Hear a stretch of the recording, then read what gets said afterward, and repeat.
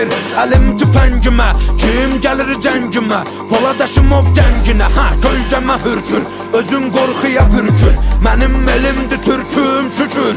Şükür, bükür, bükür, yırtıcı ələmin vaxtıdır, artır qədəmin. Mədəminə səbəb olacam ey mənə deyən pan. Mənim Mehmetciklərim hər biri xan. Məni qan, vətənin hər yarasına geci tezi var, alınacaqdır intiqam. Pağır durmamışıq, qurulur plan. Ay qıvrılan ilan bil, qartalım baxır inan. Qan qoxusu gəlir güman ki sığmır bura qorxular. Bizdə bunlar çoxdular, can dələnlər yurda, qan edənlər burada.